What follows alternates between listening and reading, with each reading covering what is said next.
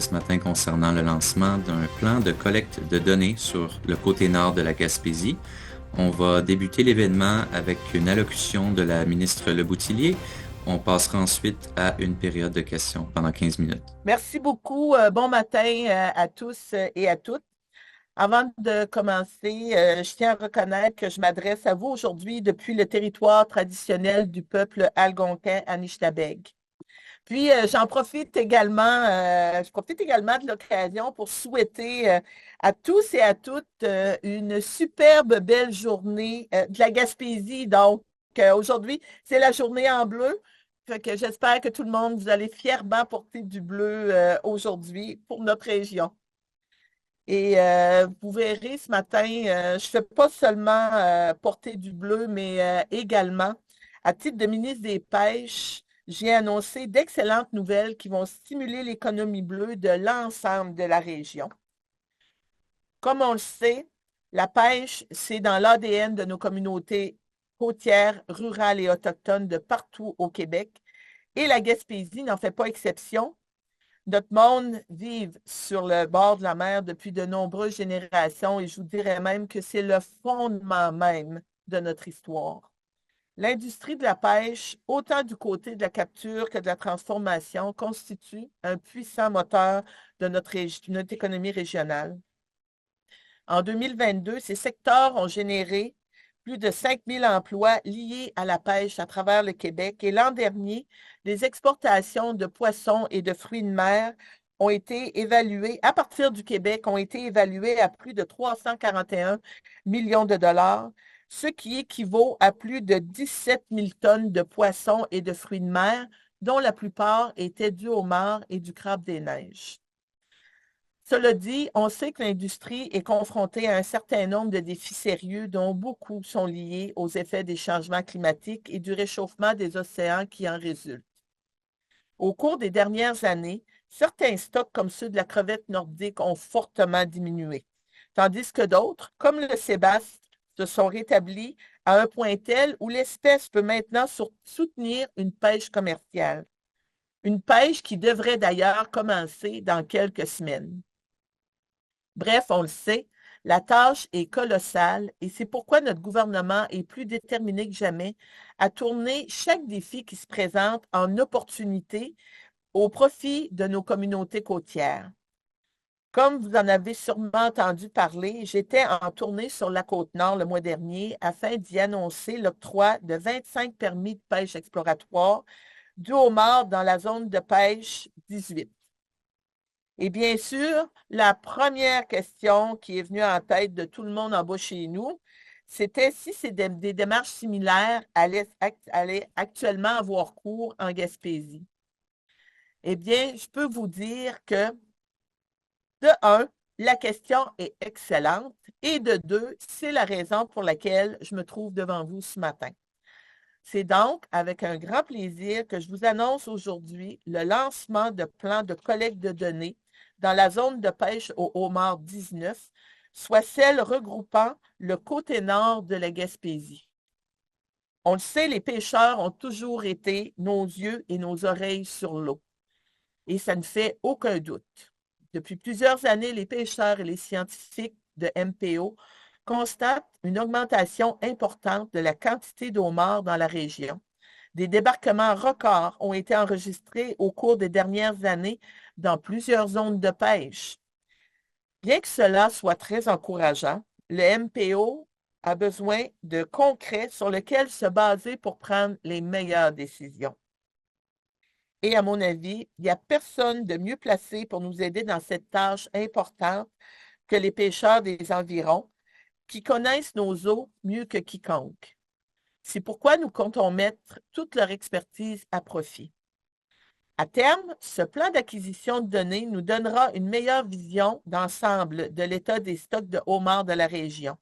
Et j'ai bon espoir qu'ultimement, que le tout permettra de générer des opportunités économiques concrètes pour nos pêcheurs gaspésiens et nos communautés autochtones, et ce, tout en faisant avancer l'important chemin de la réconciliation. De Gaspé jusqu'aux portes du Bas-Saint-Laurent, c'est littéralement une page d'histoire des pêches qui s'ouvrent ce matin et que le Québec est en train d'écrire. Et j'ai hâte de pouvoir écrire la suite avec vous. Pour moi, je ne peux que vous dire, vive les pêches, vive le développement économique, vive la Gaspésie. Et merci à tous d'être présents avec nous. Donc, je suis maintenant prête à répondre à vos questions. Merci, Madame la ministre. Donc, on va passer à la période de questions pendant 15 minutes maintenant. On a avec nous ce matin aussi Monsieur Éric Saint-Laurent, directeur de secteur Gaspésie-Bas-Saint-Laurent, ainsi que Monsieur Jean Picard, directeur de la gestion de la ressource pour le MPO, qui vont pouvoir répondre à certaines questions au nom du MPO ce matin. Juste une précision, il y a une pêche exploratoire qui se fait présentement du côté nord de la péninsule de Rivière-à-Claude, si je ne me trompe pas, là, puis ça longe une bonne partie de ce secteur-là. Quand vous parlez de la zone 19 et la collecte de données, est-ce que vous faites référence à la même zone ou bien, parce que sur la fin de votre discours, tout à l'heure, vous avez parlé là, de Gaspé jusqu'au Bas-Saint-Laurent, ou bien on parle vraiment de tout finalement de tout ce secteur-là? On parle de tout ce secteur-là, de Gaspé au Bas-Saint-Laurent. Sous question, le cas échéant, est-ce que ça pourrait, c'est hypothétique là, mais pourrait vouloir dire d'autres permis éventuellement? Ben, écoutez, c'est à voir, d'où l'importance pour nous là, d'accumuler des données scientifiques pour justement faire en sorte que, comme on disait, de pouvoir développer là, une économie pour tout l'ensemble de la région. J'aimerais savoir quelles données vous avez l'intention de collecter lors de cette démarche-là? Ben, écoutez, je passerai au niveau technique là, aux gens là, qui m'accompagnent. Donc, Monsieur Picard, à vous la parole. Oui, merci, Madame la ministre. Mon nom est Jean Picard, directeur de gestion de la ressource au MPO. Divers types de données. Euh, Actuellement, il y a l'indicateur d'abondance du homard dans la zone 19 nous montre que le homard est en très bon état. Par contre, avant d'émettre des permis commerciaux à long terme, il nous faut aller chercher des données spécifiques pour voir si une pêche peut se faire de façon durable. Bon. Vous n'avez pas plus de détails? Ben, La taille moyenne, le non, volume? on n'est pas encore rendu là. Justement, il y a un manque d'informations actuellement. Donc, l'idée, c'est de développer un plan d'acquisition de données. On va s'asseoir avec nos gens des sciences et déterminer l'industrie et les Premières Nations également pour voir quel genre de données on peut aller chercher pour poursuivre une pêche à long terme. C'était pas ma sous-question, c'était ma première question appuyée, disons. J'ai juste une très courte question aussi. Est-ce que ça peut vouloir dire émettre d'autres permis à l'intérieur de la zone 19 telle qu'elle est connue présentement, c'est-à-dire qu'il y a 10 détenteurs de permis entre Mont-Louis et Cap-Gaspé? Est-ce qu'on pourrait intercaler d'autres permis à l'intérieur de cette zone-là? Ben, c'est vraiment d'où l'importance vraiment d'aller chercher les données. Comme on le fait un petit peu, c'est le même principe qui a été utilisé au niveau de la Côte-Nord, d'aller chercher des données au départ, par la suite d'avoir des discussions avec les gens, les associations, les communautés autochtones dans le milieu pour passer éventuellement, dépendamment des données qui vont nous être transmises, de passer à l'allocation là, de permis exploratoires. Donc, c'est important là, de faire les choses de la bonne façon puis d'y aller par étapes. C'est exactement le même principe qu'on utilise là, du côté nord de la Gaspésie. Donc, Vanessa Limoges pour TVA à Rimouski. En fait, la question que j'ai, ce serait en fait de savoir, je ne sais pas à qui ça s'adresse, mais quelles sont exactement, dans le fond, les étapes. Tu sais, on parle d'aller faire un plan d'acquisition de données. Est-ce qu'après ça, c'est pêche expérimentale, pêche exploratoire pour éventuellement aboutir à une pêche commerciale? Quelles sont les étapes et combien de temps ça peut prendre avant que justement on dise OK, il y a des homardiers qui partent, puis let's go, on part pour la pêche? Donc, pour répondre à votre question, oui, il y a plusieurs étapes à franchir avant d'atteindre une phase commerciale. selon notre politique là, de nouvelle pêche ou pêche émergente, il y a une phase souvent scientifique expérimentale à faire et exploratoire avant, deux phases principales avant. Dans la zone 19, on a déjà fait plusieurs projets expérimentaux. Donc, on est prêt à avancer avec une phase exploratoire. Mais ceci étant dit, avant de passer à une phase commerciale, il faut avoir les données. Il faut avoir plus d'informations. Donc, on n'a pas d'idée de temps qu'on peut figurer quand on va passer à une phase commerciale tant qu'on n'aura pas tout l'ensemble des données. Est-ce qu'on a une idée de ça, à quoi ça ressemble? À combien de pêcheurs on va devoir faire appel pour justement collecter ces données-là partout dans la zone 19 ou à l'heure actuelle, on n'en est pas là? On n'en est pas là. OK, d'accord. Donc, oui, je reviens un petit peu sur le point dont on vient de discuter pour voir comment la mécanique, comment ça va fonctionner. Est-ce que ça commence cette année? Qui va faire justement cette pêche-là exploratoire? C'est un peu le fonctionnement de tout ça, là. Puis combien de temps ça dure? C'est ça cet été ou? Ben écoutez, moi, ce que je peux vous dire, c'est que oui, ça débute cette année. Oui, pour moi, ça va être important de collecter des données au courant là, de la saison actuelle. Et comme on le mentionnait, si éventuellement pour passer à une prochaine étape, je vous dirais qu'on annoncerait ça. On va vous annoncer ça en temps et lieu. Ah, mais qui va faire cette pêche-là? Est-ce que c'est des pêcheurs ou c'est l'MPO? Monsieur Picard? Ah oui, ben absolument. Non, on veut effectivement se servir des activités de pêche par des pêcheurs pour aller chercher les données en phase exploratoire. Et Puis, combien seront-ils euh, pour faire ça? Puis d'où viennent-ils? Ou... Là, on n'est pas à cette étape-là. On est vraiment au lancement. On veut faire le développement du plan d'acquisition de données en partenariat avec les communautés autochtones et l'industrie. Salut, ça va.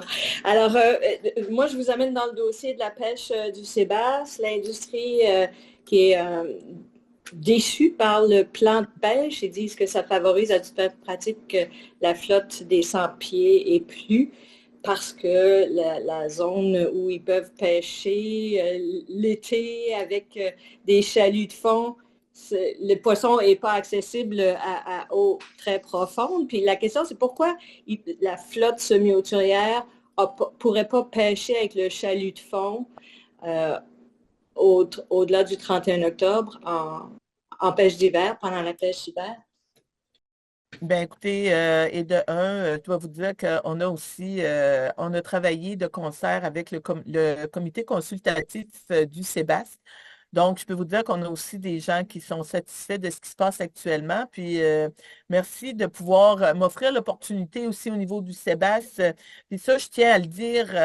Puis j'espère, pour moi, c'est important que le message soit amené là, à tous les pêcheurs. C'est on a fait, j'ai autorisé la pêche au Sébastien. On a ouvert pour commercial. Je n'ai pas autorisé une pêche aux prises accessoires. Donc, et ça, pour moi, le message est vraiment important parce que je vais suivre la situation de très près. Le comité consultatif du Sébastien a eu encore des rencontres hier en après-midi.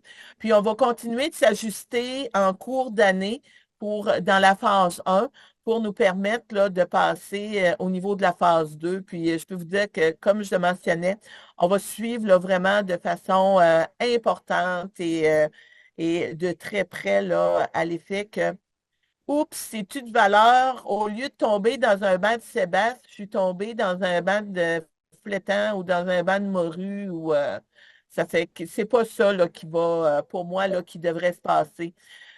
Puis actuellement, au niveau du Sébastien, ça va très bien. Je dois vous dire que moi, pour avoir reçu des contacts téléphoniques des usines de transformation, on a même de la difficulté là, actuellement à fournir à la demande. Donc, c'est c'est un produit de qualité, c'est un bon produit, puis d'y aller vers la commercialisation, là, on voit qu'on est sur la bonne voie. Donc, le travail va se poursuivre avec les gens de la capture. Puis en ce qui concerne là, les 2 bateaux de 100 pieds, parce qu'on parle de 2 bateaux de 100 pieds, je tiens à vous dire que ces bateaux-là aussi font travailler des gens de chez nous, embauchent des employés qui viennent de communautés rurales et font travailler aussi là, des usines de transformation en milieu rural. Donc, on a tous intérêt là, à bien poursuivre puis à bien faire le travail. Bon, mais là, ça compte pour ma première question toujours parce que vous ne répondez pas à la question, c'est pourquoi le chalut, la pêche au chalut de fond On va sera devoir interdite. faire rapidement. Ça doit être la question de suivi parce qu'on a OK, bon, ben, beaucoup de temps, puis Nelson va... alors on va poser une autre question. Quand vous dites que vous n'ouvrez pas la pêche à la pêche accessoire, à une pêche accessoire, mais les pêcheurs vous disent mettez le maillage à 110 mm plutôt qu'à 90 mm pour justement éviter qu'on attrape non seulement des petits poissons, mais aussi pour éviter pour laisser le plus possible la chance aux prises accessoires de s'échapper. Pourquoi vous maintenez un maillage à 90 mm plutôt que 110? Et ce que je peux vous dire, c'est que, comme je l'ai mentionné, il y a un comité consultatif du CEBAS, il y a des discussions qui se font au niveau du comité. Puis, moi, mon objectif, c'est de continuer de travailler avec autant les gens du secteur de la capture que les gens de la transformation. Et on en est au début du processus de pêche de commercialisation. Puis, ces discussions vont avoir lieu au niveau du comité. Est-ce que les décisions qui vont se prendre au niveau du comité vont nécessairement plaire à tout le monde? Ben, je pense peut-être qu'on a des gens qui vont être déçus, d'autres qui vont être contents. Mais pour moi, là, je le dis, l'objectif, c'est de protéger toutes les espèces, puis de faire en sorte qu'on puisse avoir un produit de qualité sur le marché, puis qu'on puisse aussi avoir des pêches éco-responsables au niveau de notre futur des pêches. Ma question est la suivante. Vous demandez aux pêcheurs de homards de documenter l'exercice qui est lancé. J'entends déjà des échos de pêcheurs de crevettes, par exemple, ou d'autres espèces qui me disent « Ouais, mais pourquoi nous, notre avis n'a jamais été vraiment pris en compte dans le passé? » Alors, qu'est-ce qui est différent ou qu'est-ce qui change dans la façon de faire? Bien, écoutez, ce que je peux vous dire, c'est qu'on va travailler, puis on travaille avec les gens on va travailler avec les gens du milieu. Il y a des consultations qui vont avoir lieu autant, puis on le mentionnait, avec des pêcheurs, des communautés autochtones, mais puis ça fait partie de ma façon aussi de travailler. On va travailler tout le monde ensemble pour faire en sorte d'avoir des bonnes nouvelles, puis du développement économique pour l'ensemble de la région, mais pour le futur des pêches aussi. Et je comprends qu'on n'a pas d'évaluation sommaire là, du stock de homards là, entre Gaspé et Mont-Louis. On va s'assurer, comme on dit, de bien faire les choses puis d'avoir les meilleures données possibles. Vous écoutez votre reflet d'ici. Revoyez tous nos reportages sur notre site Internet.